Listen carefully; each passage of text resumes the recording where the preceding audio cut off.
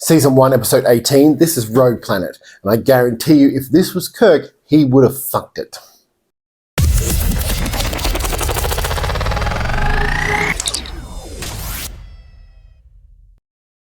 Make sure to like, comment, and subscribe, and let's get into the review. We start off with a really cute scene of Trip trying to take a picture of Archer to hang up in Starfleet so recruits can see Captain Archer. Archer is very uncomfortable with the notoriety, says use your file, and then they discover a rogue planet. A planet which has been thrown out of its solar system and is just floating in space. There is theoretically rogue planets everywhere. Scientists have posited this. I imagine they got it from a science magazine, or at least some sort of idea of a science magazine, because it's, I don't know whether it's been done in Star Trek before, but at least this is the most memorable. This is the most memorable version of a rogue planet for me. It just seems like this was something they'd found in a book. So the visuals of the planet are really cool. It's pretty much dark, other than a little bit of light. So they decide to go and investigate. Malcolm, T'Pol, Archer, Hoshi beam down to the planet. They're walking around. They come across a campsite and a spaceship, and then they run into a group of hunters. Initially thinking that they're enemies, but they are there hunting. They've been hunting there for 9 generations. They're hunting pigs. There's an interesting conversation where Malcolm wants to join the hunt, even though Archer's just mentioned that hunting was sort of stopped on Earth like 100 years ago.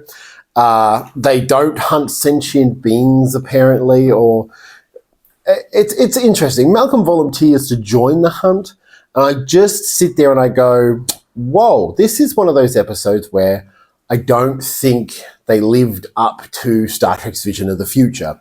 And mainly because, A, Archer has Porthos. Would he let someone hunt Porthos? And B, we had a whole film called Star Trek IV: The Voyage Home, which was about rescuing whales. So, and I'm aware in Star Trek that cetaceans, or whales and dolphins and stuff, are considered equally intelligent to us, or at least close to. But saying all animals aren't sentient seems a little weird to me. Maybe it's because I'm an animal lover. I don't know. Malcolm's going on this hunt, and that night, Archer hears his voice being called from the bush. From the bush? From the forest. Sorry, I'm Australian. We say bush. And he hears, Archer, Archer. He wanders out. He sees a beautiful woman. He comes back, tells the hunters. They have a big laugh at him. Everyone thinks he's going a little bit crazy, but he just sort of leaves it be for a little bit. He thinks it, but it's the way it is. She seemed familiar to him as well. Malcolm goes on the hunt with the hunters. They separate. One of the hunters gets hurt we see a glimpse of a big slug thing, and he's brought back, and they talk about the hunting and stuff like that. The first inkling we get that the hunter is beamed up to the Enterprise, NX-01, and Phlox sort of does some testing on the DNA of the bite wound, of which has a DNA of which it's reforming. It doesn't know what it wants to be. So we know that this is a shapeshifter, essentially. And Archer sort of questions, like, why did they say boars? And then the hunters just come out and admit that they are hunting a certain creature of which is elusive, can change its race. They say, look, it can be sentient.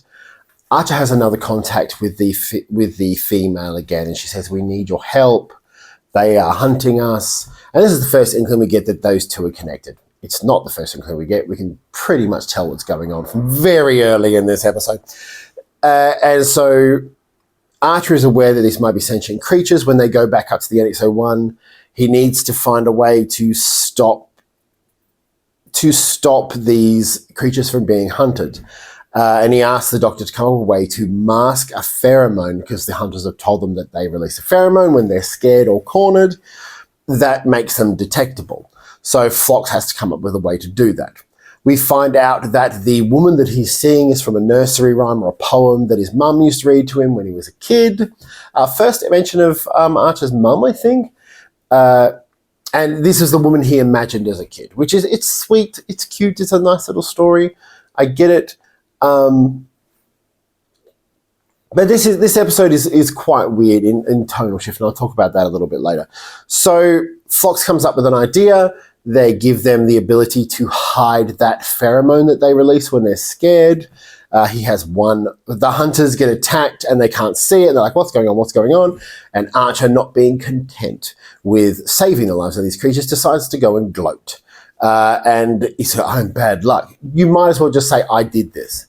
You fucking idiots, I did this. But no, they don't, but it's obvious. And then he has one more contact with the slug. He tells her that he knows who she is. She goes, I remember. And then he says goodbye and they hold hands, even though they could have probably had sex because she's technically a human when she transforms into a human. She walks away and turns into a slug and he smiles a little. And I like to think that if that was Kirk, that situation would have got more exciting. Not really, to be honest. I think it's a weird way to end it. He has affection for this woman, but also affection for this creature.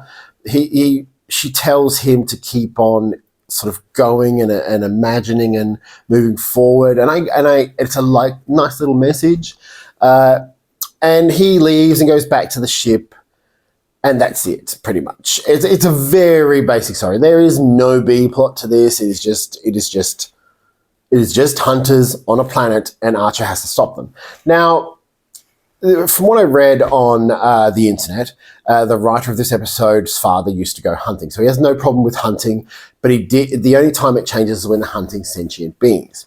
Now, I think Enterprise is too late in the timeline of Star Trek being created to turn around and go, well, it's okay as long as it's a dog or a cat or a wolf we ultimately know that killing the animals are sentient in their own way, in a different way to us, but still in their own way, or at least 95% of animals are. We don't like to tell ourselves that because then we won't eat them.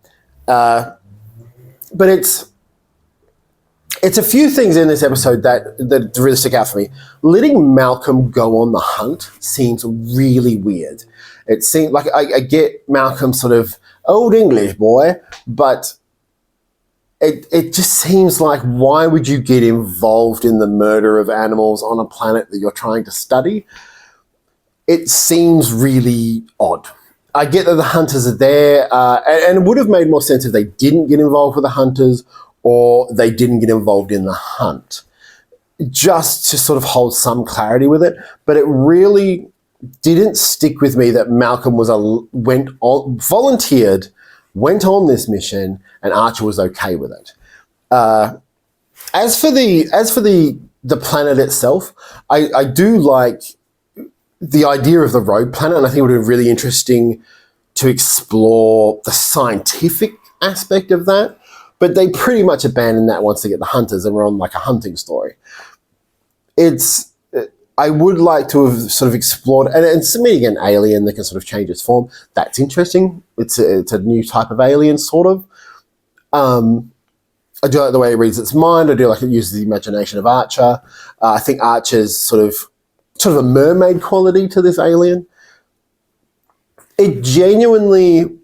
It's an okay episode. It's one of those things, like the beginning with Trip taking the picture of Archer sort of brings you back to, this is the first sort of big mission of Starfleet. So it's a big thing. And it sort of brings you back to that premise of the show. And then once it moves into the actual story, it's a Star Trek story that could be told anywhere else. Now, and not the rogue planet element, but the hunting element. So the rogue planet element, I feel like science-wise, you could have really delved into like, what would this planet be like? How would these aliens function? What kind of weird aliens would form on that kind of planet? And we sort of get that, but it's sort of jaded by this hunter and predator and prey, and I sort of get it. But at the same time, it does seem very out of character for the Starfleet officers to be okay with the hunting. It weird. It seems outdated for when it came out.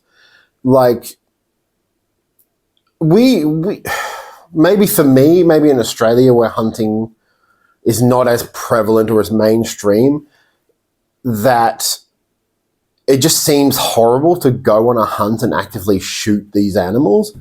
Although the argument is, nobility-wise, if you're going to eat meat, you should know how and where it comes from, which I also understand. it's one of those middle ground episodes where they don't answer any which way. They sort of just hint at it. As long as it can't think or feel for itself, it's okay to kill it. I think T'Pol's used nicely. Archer confides in T'Pol seeing the alien woman the second time. No real standouts. I know that the woman who played the alien slug thing was in Star Trek Insurrection as one of the Helms officers. I instantly recognized her. I'm like, she's from something. And I Googled it. Star Trek Insurrection. Helms officer. But yeah, it's a nice little episode. I think the planet looks good. I do love whenever they try to do pitch darkness, there's always like a tiny little source light. And on the rogue planet, it makes no sense for there to be a source light from above. It makes more sense that there would be like a volcanic pool and a source light from below. Just a little technical thing. But a rogue planet, it's one of those things again where really cool idea to use a rogue planet. I would have loved to have seen the science and the nerdy shit, but obviously it's a dramatic TV show, so that's not what they focus on. It's not TNG Season 1 and Season 2. Otherwise, nothing super great about this. Archer, Scott Bakula is still sort of finding his feet, I feel. I feel like his acting is just sort of a little bit off, and I don't know what it is. Maybe it's me. Maybe it's I'm crazy. I love Scott Bakula. I loved him in Quantum Leap. But I feel with Archer, he takes a really long time to find his place. Anyway, that has been my review of Star Trek Enterprise Season 1, Episode 18, Rogue Planet. What did you think of this episode? Did you enjoy the Rogue Planet, the slug alien, the hunters, the messaging? How did you feel about it? I will be back next week with a Star Trek Enterprise review. Thank you for watching.